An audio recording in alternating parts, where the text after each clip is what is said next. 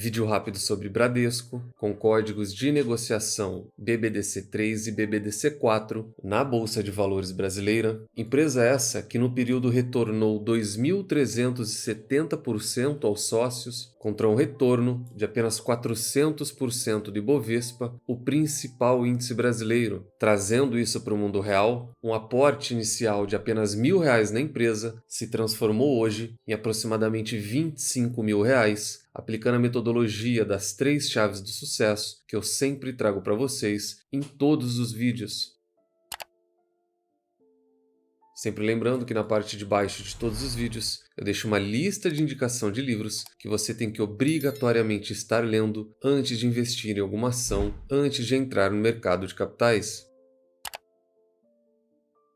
O momento ele não é favorável para o Ibovespa como um todo, e um dos setores que mais vem sofrendo com isso é o setor bancário, com destaque principalmente para as ações do Bradesco, que apenas em 2024 já acumulam uma queda de 24% e que mesmo após uma recuperação e mostrando algum tipo de evolução nos seus números, com o resultado inclusive superando as expectativas de mercado, superando o consenso, apenas no mês de maio as ações caíram quase 9% e a gente começa a ter algumas revisões e algumas avaliações sobre o banco. A mais recente delas foi a XP, que enxerga uma pressão nos números da empresa, onde ela reduz o preço-alvo das ações e projeta uma pressão muito grande nos números da empresa em 2024. Eles comentam que o Bradesco está em um período de reestruturação e comentário rápido, ele está mesmo com troca nas principais cadeiras da diretoria, até diminuição de número de funcionários, principalmente aqueles com altos salários, e segundo eles, todo esse processo ele vai ser longo e desafiador. Por conta de todo esse cenário, eles reduziram o preço-alvo da ação, saindo de R$ 19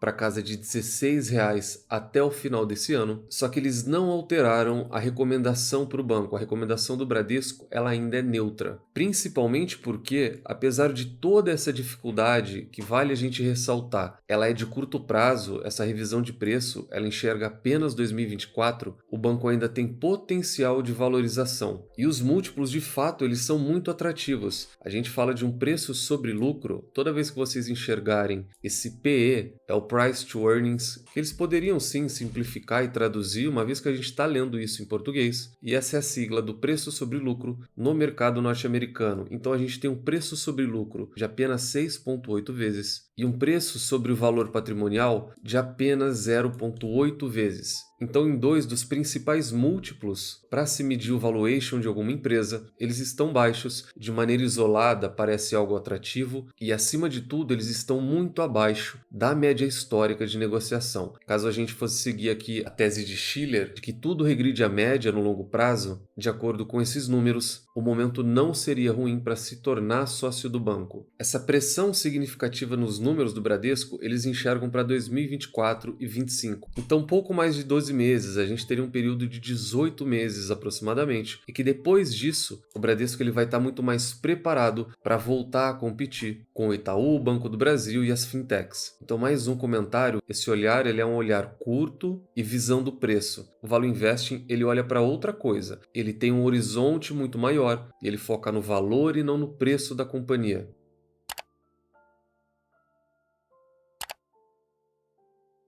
E preço e valor é uma confusão tão comum que a gente está tendo não só com o Bradesco, mas recentemente a gente começou a ter com o Banco do Brasil, que é uma excelente empresa, um excelente ativo, tem uma performance tão boa hoje quanto o próprio Banco Itaú. E a gente começa a ter inclusive recomendações de venda ou de que ela não seria a melhor ação do setor para se investir. Tudo isso baseado em uma previsão futura de que o aumento da inadimplência e a queda das margens, elas devem minar a rentabilidade do banco ainda nos próximos anos, de que apesar desses múltiplos parecerem muito baixos, parecerem baratos e de fato eles são, e que geralmente isso indica um bom ponto de entrada, que nesse caso a gente teria uma armadilha de valor, onde o barato pode sair muito caro, e o que explicaria isso é uma possibilidade futura de queda de rentabilidade, aqui a gente fala de ROI, ROAE ou ROIC, o aumento da inadimplência e riscos políticos. Então, com exceção do item 3, porque ele é de fato um risco risco inerente do Banco do Brasil, mas tirando esse, todos os outros é uma suposição futura. E com base em uma suposição futura, algumas pessoas acabam confundindo preço e valor e acreditando até mesmo que uma excelente empresa como o Banco do Brasil é um value trap, é uma armadilha de valor. E por mais que a gente queira talvez se afastar de uma ação que está próximo das máximas, o que é uma tese muito válida, encontrar defeitos ou criticar um banco público que entrega uma rentabilidade de banco privado é algo muito difícil do investidor aceitar, por isso ele tem que tomar muito cuidado com esse tipo de recomendação e manter o foco na estratégia dele, porque essas oscilações que o Bradesco tem, que o Santander tem, que o próprio Banco do Brasil e Itaú já tiveram, todos os bancos ao redor do mundo também passam. Quando a gente pega o Bank of America, que é a segunda maior posição do Warren Buffett, por exemplo, e a gente olha a rentabilidade dele, não se assustem por esse retorno sobre o equity ser muito menor do que o nosso. Lá fora a competição é muito mais acirrada, a gente tem milhares de bancos, e aqui no Brasil a gente tem a bolha dos 4 bancões apenas, furada agora pelo Nubank. Então retorno muito bom, por exemplo, do Bank of America é na casa de 2 dígitos, 10%. E quando ele cai para casa de 6%, a ação responde de maneira negativa, o mercado também penaliza, e por mais que isso pareça pouco, é uma queda de quase 50%. É a mesma situação do Bradesco, que sai de uma rentabilidade de 16% e vai para uma rentabilidade na casa de 8%. Essas quedas e esses períodos de dificuldade são normais em todos os bancos.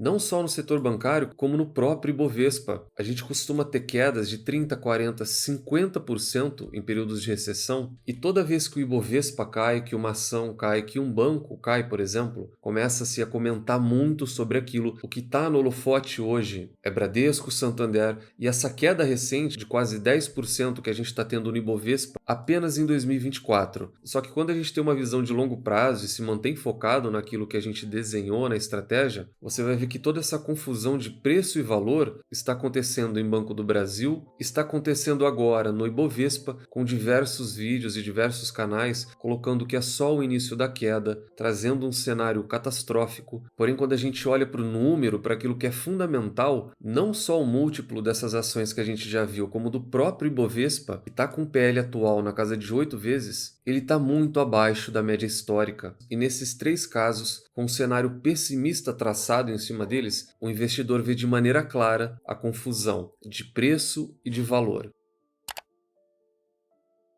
Mas o mito sobre o setor bancário, nesse caso o Bradesco, é sobre aquilo que infelizmente foi disseminado, que o banco dá prejuízo, ou de que ele seja carregado pelo Bradesco Seguros, que foi uma confusão gerada lá atrás, quando ele teve que provisionar quase que de uma vez todo aquele valor para Americanas. E o banco acabou tendo um lucro trimestral na casa de 2 bilhões, e quase que todo ele feito pelo Bradesco Seguros. Só que quando a gente olha para o hoje, em um dos piores momentos do Bradesco, ele entregando lucro acima de 4 bilhões de reais, a gente olha para o lado de seguros, que por sinal é o maior e melhor do Brasil também, então o Bradesco ele tem muito valor agregado. O melhor trimestre de seguros teve um lucro de 2 bilhões de reais. Então, em um dos piores momentos, mais de 50% do lucro nesse trimestre veio da operação bancária, com uma baixa rentabilidade, com um spread muito ruim, por conta de um crédito mal distribuído lá atrás. Só que, infelizmente, algumas pessoas parece que compram esse tipo de ideia, esse tipo de frase, e depois saem espalhando por aí. O Bradesco não é uma operação que dá prejuízo,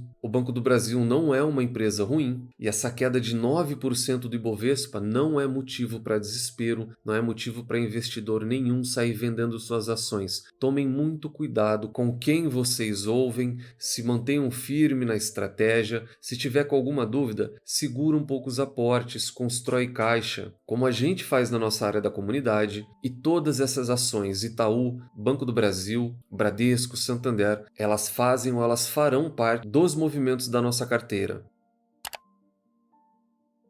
Preço teto, tese essa de Luiz Barsi Filho. Preço teto e preço justo são teses diferentes, com finalidades também diferentes. O lucro no final desse ano, a gente não tem expectativa de grandes mudanças, mesmo trabalhando no pior cenário, que é na casa de 15 bilhões de reais no ano. A gente pode trabalhar tranquilamente com esse 1,54, dividimos isso por 6%, que é o mínimo aceitável pelo Barsi, em forma de remuneração, a gente teria um preço teto de R$ 25 no caso do Bradesco.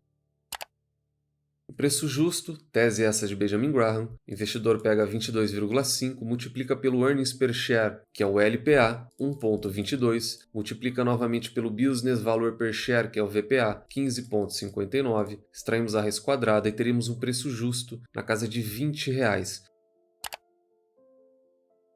E a gente acaba tendo um cenário muito misto, onde algumas casas enxergam bons números, enxergam mensagens positivas, e de outro lado a gente tem recomendações negativas, seja para Bradesco, Banco do Brasil, um cenário pessimista até mesmo para o Ibovespa como um todo, e a solução para isso tudo não são os números dessas empresas ou o que o mercado pensa delas. É o investidor focar naquilo que está no controle dele, entender que essas quedas elas são sempre oportunidades, porque quando o Ibovespa ou qualquer uma dessas ações estiver lá em cima, aí o cenário ele se inverte. Esse deixa de ser um bom momento e geralmente nesses momentos de euforia é um dos piores momentos para o investidor estar alocando o capital dele. É de entender que essas quedas de 60%, 60%, mais de 60%, elas são comuns na trajetória de qualquer ação e o investidor não pode se deixar levar por qualquer comentário que ele ouve. Ele tem que desenhar a estratégia dele, pegar papel e caneta na mão. Por isso eu sempre convido todo mundo para fazer parte da comunidade, traçar a metodologia, como esse aporte vai ser feito, qual a duração desse aporte, limite máximo desse aporte. É assim que os maiores investidores de todos os tempos sempre investiram. Howard Marks é um dos muitos que também comprou Bradesco nesse período de baixa e saiu um pouco desse universo de notícias e olhar para o fundamentalista, olhar para uma grande distorção que a gente está tendo nos últimos 3 anos, com uma cotação em queda e o lucro líquido não acompanhando na mesma medida, em algum momento isso vai regredir à média, como sempre regrediu em todo o passado.